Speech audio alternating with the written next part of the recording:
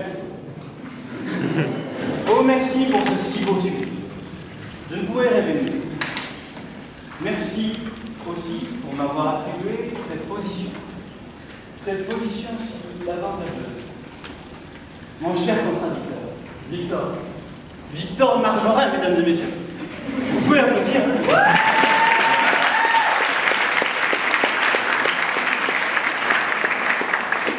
Je suis content d'être à la place qui aurait dû être la tienne. Toi qui es spécialiste du droit du travail, toi qui te serais fait un malin plaisir à démontrer, si besoin en était, qu'il n'y a pas plus grand plaisir à faire la fête à un jus de Prud'homme. Vous ne connaissez pas le jus de Prud'homme? Demande à l'étude. Moi je fais vous. Un jour, m'a fait la fête. Non pas un juge administratif, j'ai trop de respect pour lui, ni un juge de Prud'homme, d'autres s'en chargent, ni un juge de Bruno, mais un juge, un juge pénal,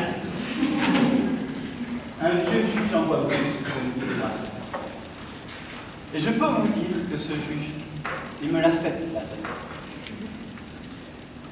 Je m'en souviens comme si c'était hier. Quand il m'a dit, vous êtes libre. J'avais une sacrée gueule. Tout avait pourtant bien commencé. J'étais à Paris, en stage à l'Assemblée nationale. À l'époque, tout allait bien.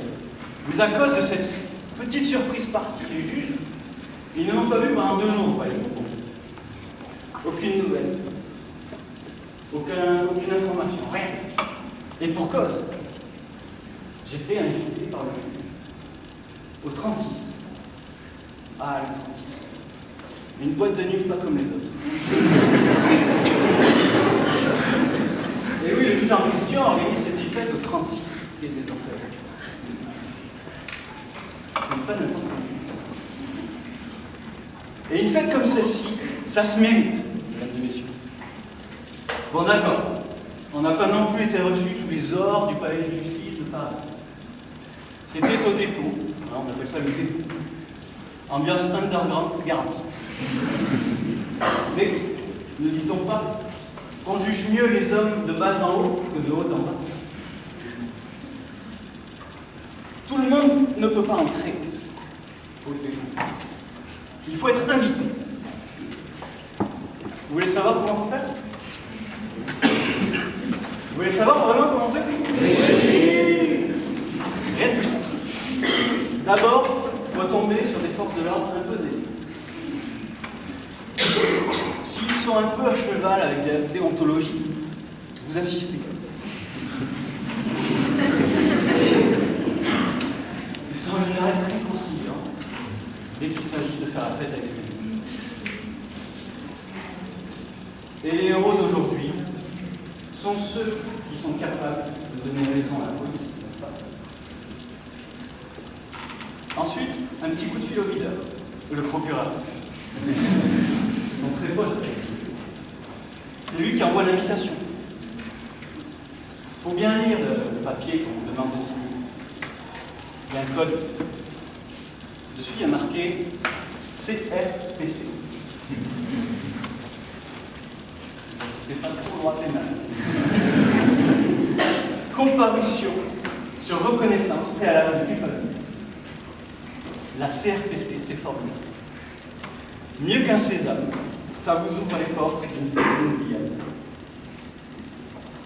Mais qui juge lentement, juste sûrement.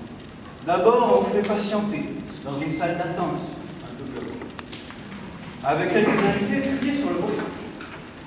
Tous les mêmes. Des dealers, des violeurs, des drogués, des terroristes. À l'époque, ils étaient basques. On nous offrait le repas et devinez quoi? Du poulet basquez. Sacré jus. sait recevoir. Pour aller chez lui, pas besoin de prendre un taxi. On vous amène chez lui en fourgon, avec 3 gardes du corps.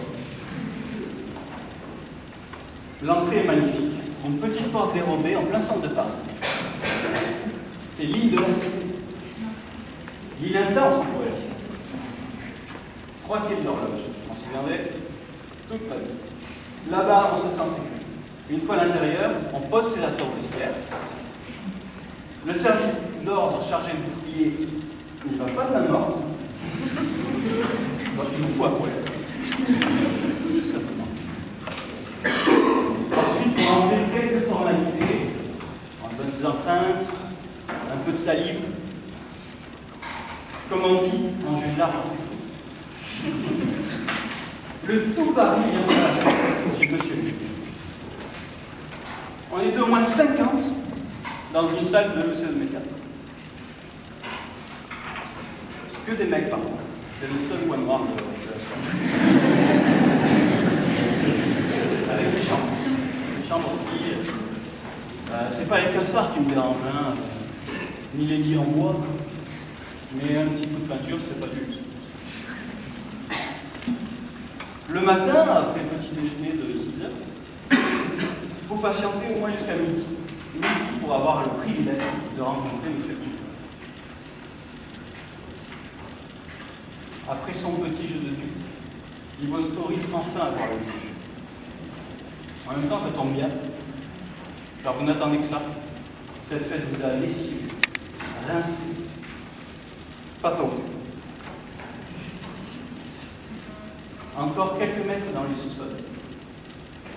Toujours accompagné d'un garde du corps. Et enfin, il est l'heure. Fini l'heure de danser. Il faut remercier le juge pour la soirée. Avant d'expliquer aux députés qui vous rigolez que la justice peut être une parodie et que ce n'est pas l'histoire qui fait le jugement, mais le jugement qui fait l'histoire.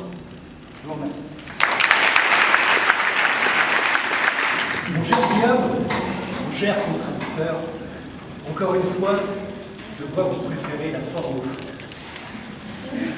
Non, bien sûr que non, le juge ne veut pas te faire ta fête.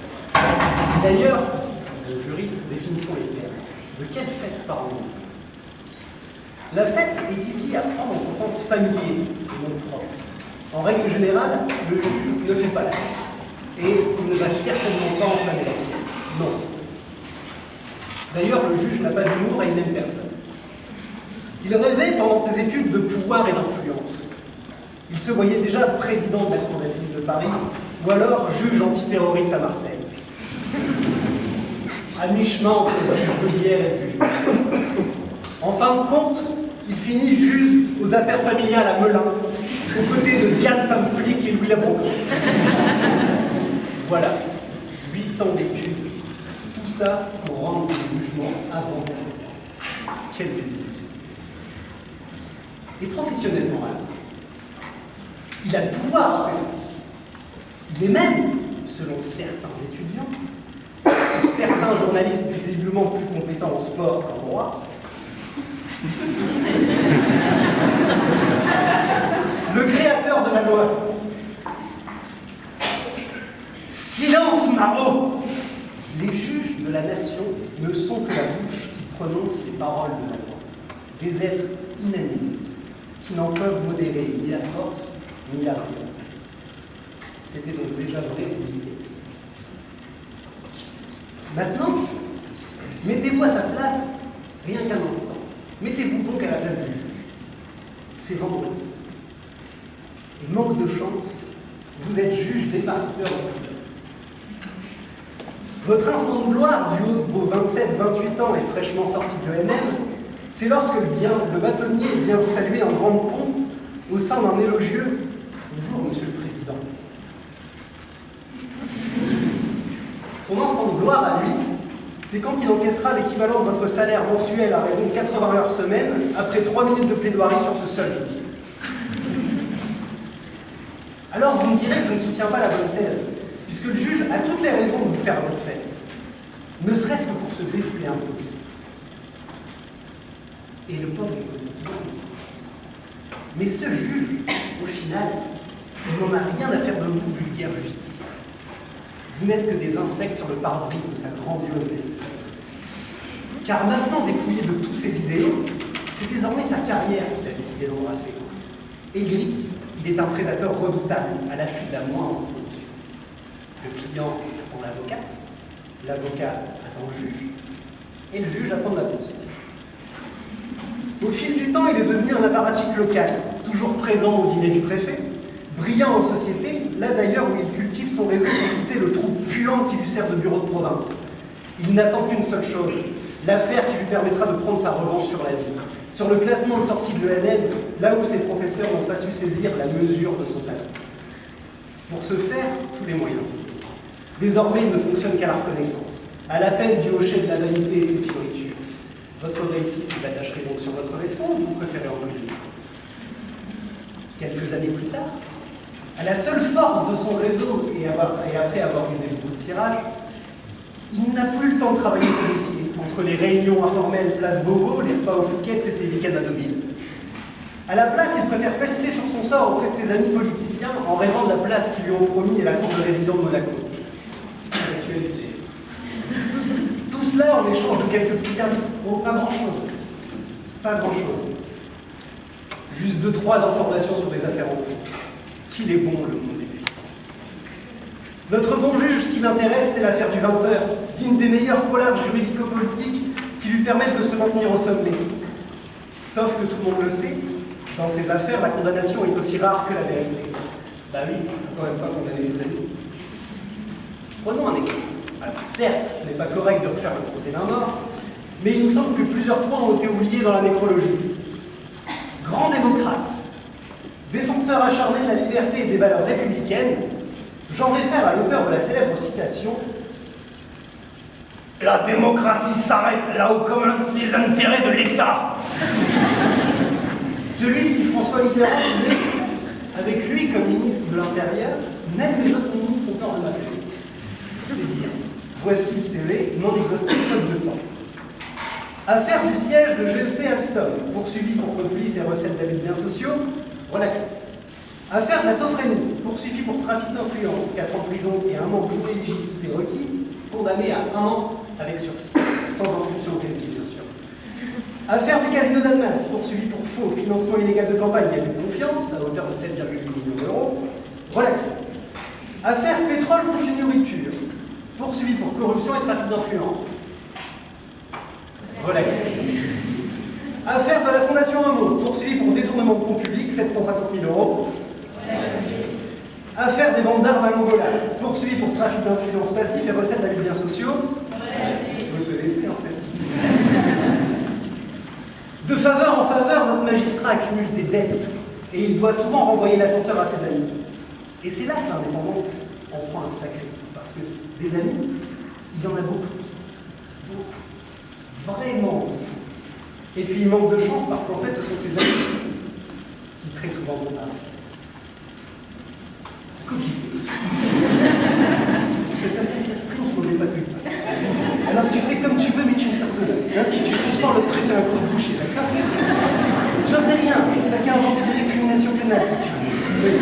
Complicité par abstention volontaire, c'est bon ça. Tu fais ça, je te propose, je te propulse, suis ça comme proc général à la cour de classe, ok? Calme, c'est du sérieux. Étudiants, souvenez-vous-en. Comme quoi on peut devenir avocat et président de la République sans jamais avoir maîtrisé la procédure. Ton pote, mon Nico, c'était le procureur, pas le juge. Ce n'est pas parce qu'il est aussi en robe qu'il a la même fonction. Petit indice, le procureur, c'est celui qui déteste tout le monde.